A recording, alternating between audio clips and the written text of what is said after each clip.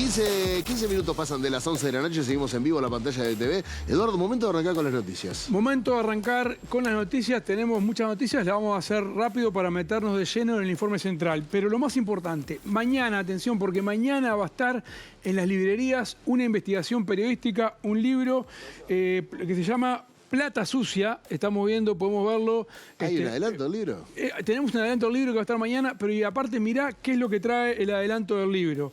Es una investigación del periodista Andrés Alsina, que está plasmada en este libro Plata Sucia, que lo estamos viendo acá, donde apunta a que el contrabando de oro fue un mecanismo de la dictadura para financiarse y asegurar fortunas personales en un esquema que vinculó Uruguay con Sudáfrica desde la década del 70 hasta cerca de los 90. Pero ¿en qué está basado esto? Bueno, en el libro se menciona un diplomático uruguayo que acaba de ser cesado hace un mes por este gobierno, todavía estaba en funciones. ¿Conocido o de esos nombres que no...? De esos nombres que han estado siempre... No, conocido no, pero ya vamos a dar el nombre. Ah, bien. Como operador fundamental de ese negocio durante la dictadura. Alsina, el que hizo la investigación, Andrés Alsina, se basa su investigación en actas de Cancillería desclasificadas, y según las mismas surge un diálogo diplomático que se llama, era entonces agregado de negocios uruguayo en Sudáfrica, José Luis Pombo. Estamos viendo su foto ahora que cumplió 80 años y estaba hasta hace unos pocos días, o sea, se había jubilado. En el gobierno pasado, en la calle Pou, sobre el final, Cabildo Abierto lo rescató y pidió que fuera nombrado cónsul en Grecia. Y bueno, él fue en un diálogo que está recogido allí en el libro, quien arregló con el primer ministro de Sudáfrica, Peter William, todo aparentemente este negocio del contrabando del oro. El periodista investigó la ruta del oro entre Uruguay y Sudáfrica durante la dictadura a partir de una publicación que hizo el otro periodista, Samuel Vixen, quien en los archivos Berruti encontró información de un vuelo de Bari julio de 1984, o sea, ya en plena democracia, sí. Un vuelo entre Montevideo y Río de Janeiro que sufrió una amenaza de bomba, aterrizó en un aeropuerto intermedio y sabés que había ahí 300 lingotes de oro valuados en más de 30.000 millones de dólares. Pero bueno, mañana va a estar ese libro, está clara allí lo que es la ruta del contrabando del oro. Sudáfrica, que estaba bloqueada por el apartheid, que no podía aparentemente, según esta investigación periodística, sacó el oro a través de la dictadura uruguaya y de aquí se la mandaban a Brasil y terminaba en Suiza fundiéndose ese oro. Eduardo, tenemos más noticias y una tiene que ver con Fiscalía. Sí.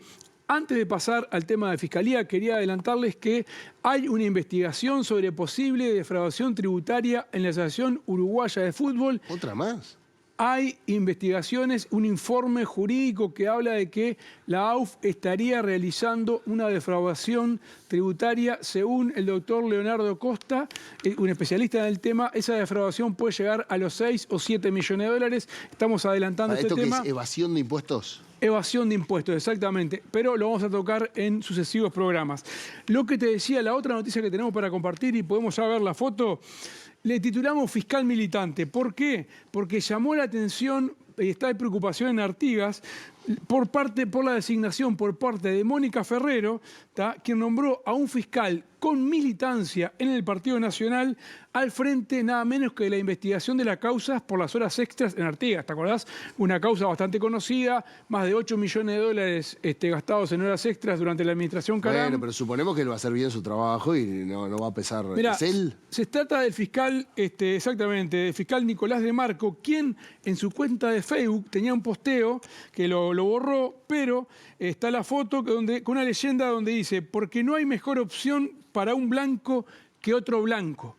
Eso decía el posteo. Capaz que estaba hablando de otra cosa. No, aparte tiene militancia en el Partido Nacional. Bueno, él va a ser quien va a tener que investigar entonces qué pasó con las horas extras y los 8 millones de dólares en la Intendencia de Artigas. Esto generó mucha preocupación. Señoras y señores, a partir de este momento, aunque ya hace como una hora que estamos en el programa, pero así arranca Sin Piedad.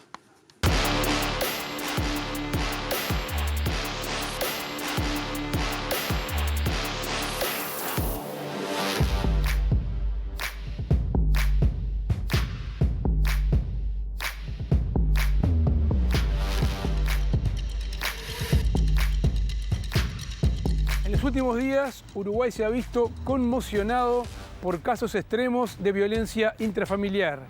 el asesinato de niñas y niños a mano de sus propios padres. ¿Qué esconde esta realidad cotidiana contra los niños y las niñas adolescentes en Uruguay? ¿Cuál es la respuesta del sistema estatal? ¿Qué dice la justicia? ¿Qué piensan los operadores que día a día trabajan con niños víctimas de violencia familiar? Hoy en Sin Piedad. La patria potestad era eso, ¿verdad? El pater familias era dueño de las vacas, del terreno, de los hijos y de las mujeres. La justicia está fallando claramente, o sea, los jueces y las juezas que revinculan en contra de la voluntad de los niños están vulnerando sus derechos. Se ha hablado mucho en la campaña política de los niños primero, ¿no? Y las niñas primero. Pero después son los más pobres. Y después son los que tienen menos servicios, ¿no? Después son los que menos escuchamos. Después son los que a la hora de ir a un proceso judicial sufren como locos, añares, ¿no? Entonces, bueno, me parece que tenemos mucho para repensar.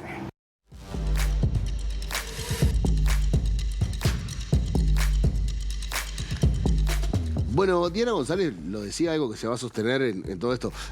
En campaña se habla de primero los niños son el futuro, los niños esto, los niños aquello, y después tiene razón, o sea, nunca les terminamos dando bola, son los que sufren, los que tienen menos servicios. ¿Existen, por ejemplo, cifras, Eduardo, sobre la pobreza infantil en nuestro país? Sí, existen... Sobre la violencia, perdón. Sobre la violencia infantil, y claro, el tema es, después lo vamos a ver en desarrollo de noticias, que los niños no votan, ese es el problema. Pero podemos ir viendo ya que 24 casos por día registra Uruguay, según el INAU, ¿no? De más de 24 casos por día sobre violencia, un tipo de violencia contra niños, niñas o adolescentes. ¿Y qué tipo de violencia? La violencia, por lo general, la mayor parte del maltrato es un maltrato emocional, ¿tá? Le sigue después la negligencia. Fíjate, 22% de los niños sufren violencia sexual, ¿tá? De las denuncias. De esos 24 casos, hay 22% que son denuncias de violencia sexual y maltrato físico, un 17%, ¿no? Ahora, Eduardo, sacando cuentas nomás, obviamente todos los tipos de violencia son sumamente condenables, pero teniendo en cuenta este número de que el 22% son abusos sexuales y hay 24 casos de violencia por día, estamos hablando de que hay entre 4 y 5 casos de violencia sexual hacia niños, niñas o adolescentes por día. Exacto. Según el INAU, hay 4 casos, por lo menos, por día de violencia sexual hacia niños, niñas, ¿tá? Cada día, y lo peor de todo es que tres de ellos, ¿no? Son de familiares o personas que conviven con esos niños. Ahora, creo que no nos vamos a cansar de decirlo durante lo que resta del programa. Estos son solo las denuncias. Estos son solo las denuncias, exacto. No son los números finales. Estos son únicamente las denuncias y de las personas que se animan a denunciar. Después hay un estudio de UNICEF que dice que 4 de cada 10 niños en Uruguay, está bueno en pantalla, 4 de cada 10 niños de entre 2 y 14 años son sometidos a algún tipo de disciplina violenta, lo que equivale a 220.000 menores. Escuchaste bien, 220.000 niños o niñas de entre 2 y 14 años que son sometidos a algún tipo de disciplina violenta. Y, de acuerdo a eso, el 20% de los niños, en total, de los niños y niñas adolescentes, que representan unos 386.000, convive, ¿tá? Con violencia contra las mujeres en su hogar. Bueno, sin dudas, Eduardo, es hora de poner el ojo en las infancias. Eso es, no cabe duda y va a quedar claro en el programa de hoy. Y sobre esto hablamos con la trabajadora social y directora de la ONG El Paso, Andrea Tuana, que nos dijo que las infancias siempre, históricamente, han quedado rezagadas, que siempre ha sido el sector de nuestra sociedad que más sufre.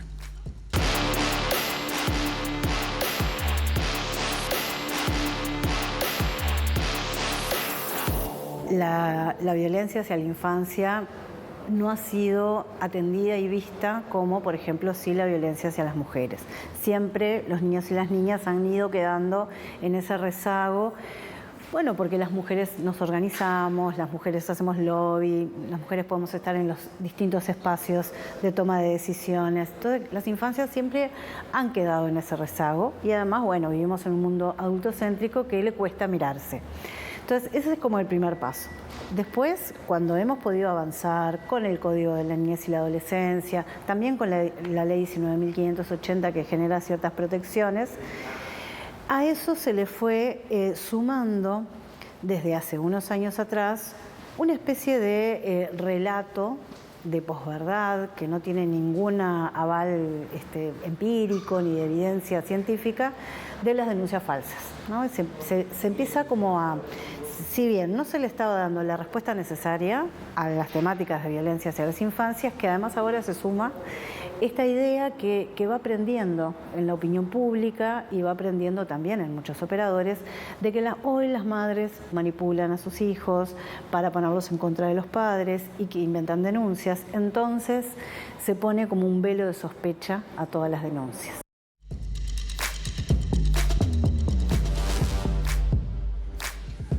Bueno, se ha hablado mucho también en estos días, en particular entre ayer y antes de ayer, sobre la ley de corresponsabilidad en la crianza, que muchas veces lleva a niños o niñas a terminar de convivir con el agresor.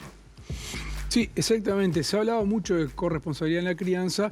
Justamente fue una ley que fue aprobada en el gobierno pasado, el gobierno de la calle Pou, donde prácticamente obliga a la revinculación forzada entre el niño y su padre, que por más que tenga denuncias de violencia. Y sobre esto, Andrea Toana nos dijo que eso genera incluso hasta mayor violencia en el niño.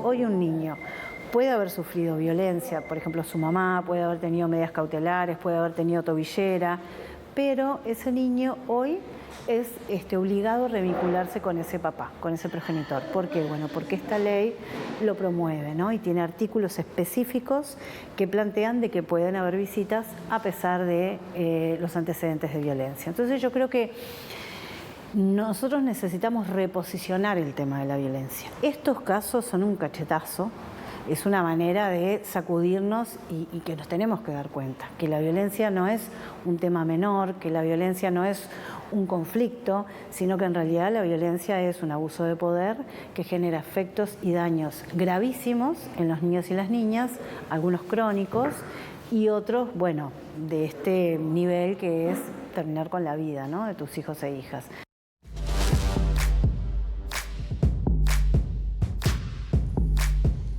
Bueno, Diego, esta semana se ha hablado muchísimo de violencia vicaria. Sí, que es un término que muchos no manejábamos. La violencia vicaria, para el que no lo sepa aún, es cuando se le hace daño a un tercero para violentar a través de ese daño a una mujer.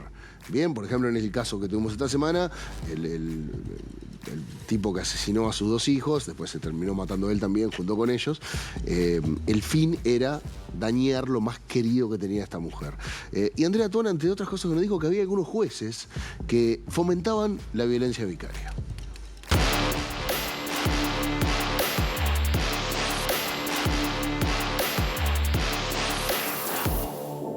Cuando hablamos de violencia vicaria, ¿qué estamos diciendo?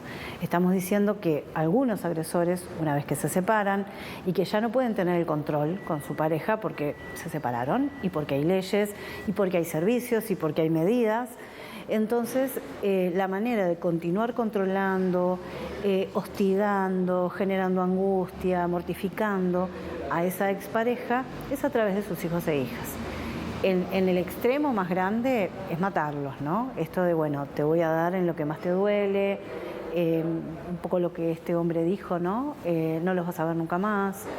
Pero hay otras estrategias de violencia vicaria que son más cotidianas y que son justamente estos casos en donde la justicia, algunos jueces, no todos, no toman en cuenta la violencia y de alguna forma colaboran con esa violencia vicaria, ¿no? Al obligar a los niños a tener que estar visitando o en tenencia compartida con un papá que está haciendo este ejercicio. Bueno, a partir de la instalación de esta ley, la justicia muchas veces termina promoviendo esta revinculación forzada porque hay gurises que no quieren volver con el agresor. Sí, y Toana fue directamente a decir que está fallando la justicia, ¿tá?, y que la esa revinculación forzada habría que prohibirla.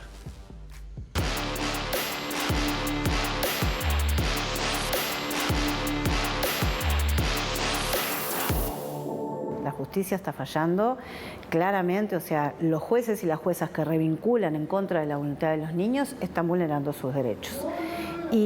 Pero lo están haciendo porque hay una ley que les da esa posibilidad. Por eso estamos diciendo que se tiene que prohibir la revinculación forzada. Pero además se suman una serie de profesionales, psicólogos en su gran mayoría, que se dedican a la revinculación y que se dedican a la revinculación forzada. Entonces ahí tenés como diferentes actores que están de alguna manera todos alineados bajo la misma premisa de la manipulación, de la mentira, de la obstrucción, y por lo tanto, claro, el niño entra en un sistema que es tremendo, y muchos chiquilines te hablan de situaciones de angustia muy grande, ¿no? Yo podría calificarlos como situaciones de tortura, donde hay psicólogas que la niña le dice: yo no quiero ver a mi padre porque mi padre es malo, mi padre me pega, mi padre me encierra. Y la psicóloga negarle eso, ¿no? Y decirle: no, tu padre te quiere y en todo caso tenés que perdonarlo y acá te tenés que revincular porque es orden de la jueza. Tú no estás diciendo cosas que pensás tú, esto es tu mamá la que te mete esto en la cabeza. Y someter a esos niños, ¿no? Niños que en muchos casos terminan, una vez que salen de las sesiones de revinculación, terminan en las emergencias médicas, con ataques de ansiedad, ataques de angustia. Entonces, no es posible que a nuestras infancias las estemos haciendo pasar por estas situaciones.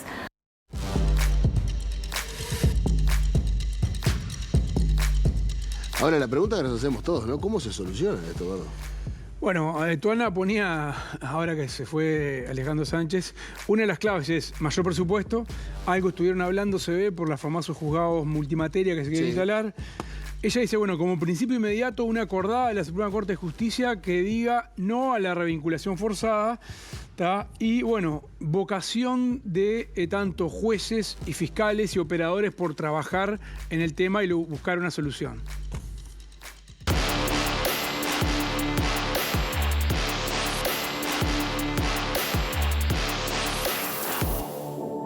Yo aspiraría a que la Suprema Corte de Justicia sacara una acordada en donde se planteara que no puede haber ninguna revinculación que sea en contra de la voluntad de un niño. Aspiraría a eso. No sé si se puede hacer, pero creo que es lo que pondría hoy por lo menos un parate a esas situaciones de sufrimiento extremo en el que hay muchos niños. Necesitamos, bueno, una ley que prohíba la revinculación forzada. Porque por más acordada, si fuera posible, pero necesitamos una ley, ¿no? Que todos los operadores de justicia entiendan lo mismo. Necesitamos una ley que a su vez también prohíba las revinculaciones parentales, que son esos lugares donde los jueces mandan a los padres separados para que puedan llegar a acuerdos con una terapeuta que hace de árbitro, por decirlo de alguna manera. Pero ¿qué pasa? Si tú sufriste violencia, está prohibida la mediación. Y esas coordinaciones parentales, cuando sientan en el mismo lugar a la persona que sufrió violencia, que tuvo medidas, que tuvo tobillera con el agresor, están mediando.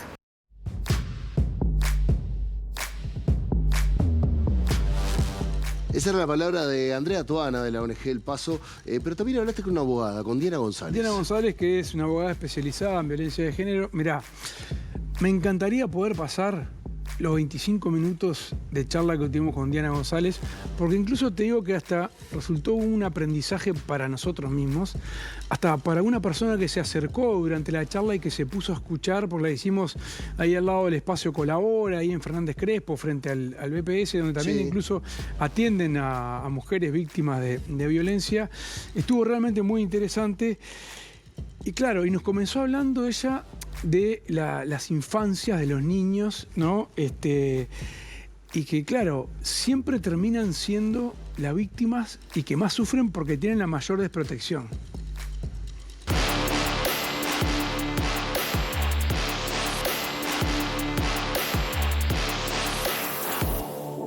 Bueno, yo creo que los niños y niñas han vivido la violencia de parte de los adultos desde épocas remotas, ¿no? Yo creo que desde siempre. La palabra infancia remite a la esclavitud, ¿no? La patria potestas es un régimen de sometimiento en su origen, ¿no? Y con el tiempo vamos como tratando de mejorar nuestra forma de relacionamiento con los más pequeños. Corren con la contra de que son dependientes totalmente, no tienen ingresos y están creciendo, por tanto nos necesitan absolutamente para poder crecer, ¿no? Y eso lamentablemente da lugar a situaciones abusivas, ¿sí? de todo tipo. Y no solo en las familias, en todos los ámbitos, en las escuelas, en los espacios recreativos, ¿no? Digo, tenemos como una forma de relacionarnos con los más pequeños y pequeñas en forma autoritaria, ¿sí? Yo me acuerdo cuando se aprobó la prohibición del castigo físico y humillante, la cantidad de burlas, porque no se iba a poder abofetear a los niños. Y yo creo que pocos años después, hoy, no sé si nos reímos tanto o damos por hecho que esto no está bien. Entonces, yo creo que vamos mejorando, pero que en situaciones de violencia, otra vez vuelven a ser ellos los más vulnerables, ¿no?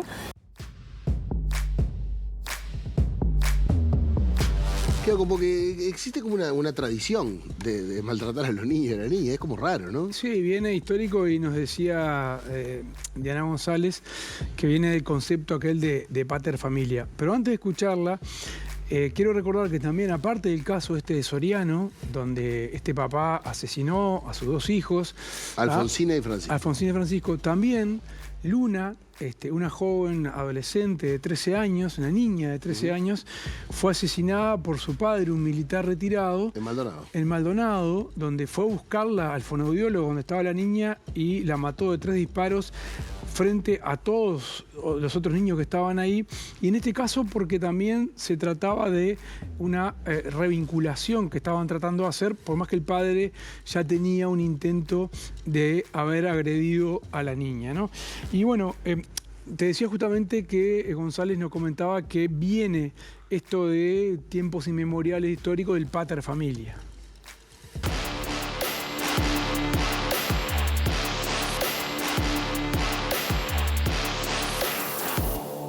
Hay una apropiación, ¿verdad? Es que la patria potestad era eso, ¿verdad? El pater familias era dueño de las vacas, del terreno, de los hijos y de las mujeres.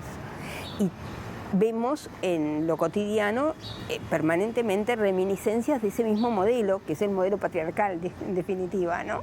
Y a veces no se entiende que cuando en los hogares, en las parejas violentas, justamente por esa apropiación de los niños,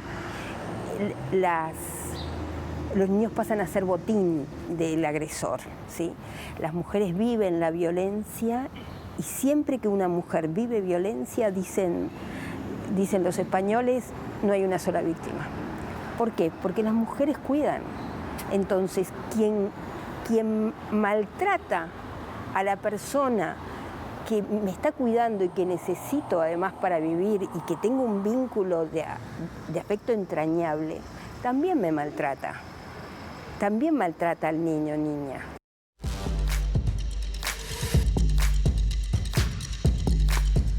Eduardo, y de vuelta, una pregunta final. ¿Cómo enfrentamos esto? Bueno, Diana González habló un poco de profundizar los derechos de las infancias. Igual, yo creo que los adultos estamos fallando.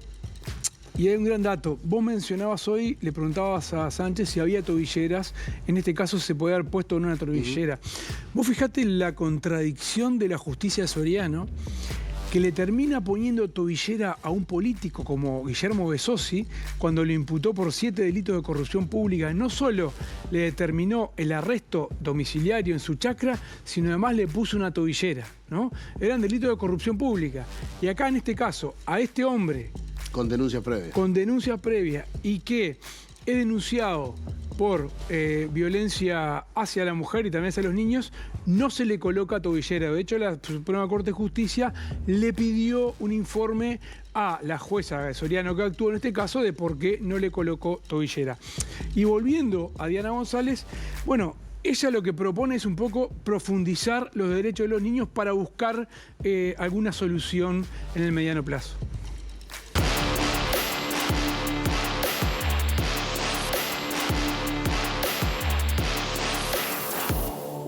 Tenemos que seguir profundizando en la sociedad de los derechos. Digo, ha habido un proceso, ¿sí?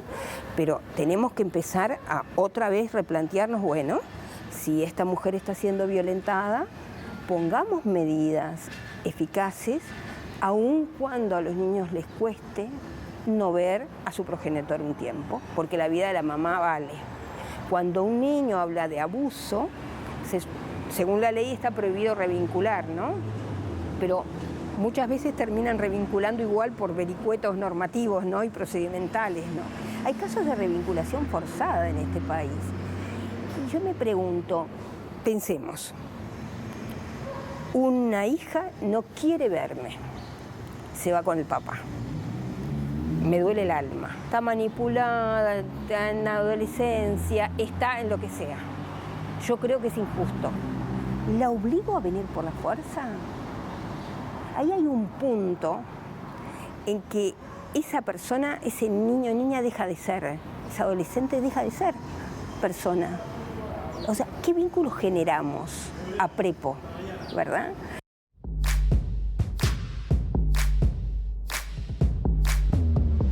La verdad que un placer escuchar a Diana González, también a Andrea Toana, y hasta acá fue el informe central de este Sin Piedad de miércoles, pero nos quedamos con muchísimas preguntas, muchísimas dudas, obviamente con ninguna solución.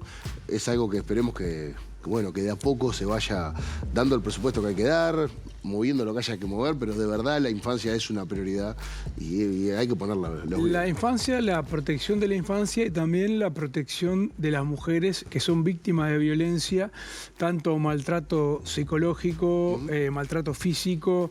Hay muchas situaciones de maltrato que los hombres, lamentablemente, hacemos para con las mujeres, ¿no? A veces a través de los propios niños. Vamos a seguir hablando de esto en el último bloque de Sin Piedad que ya se viene. Vamos a recibir a nuestro panel hoy mermado porque Máximo anda con el fútbol. Así que va a estar Mariana Piris con nosotros, Pata González y el querido Maxi Pérez, la voz del pueblo. Así que quédense que nos queda un poquito más de Sin Piedad. Ya venimos.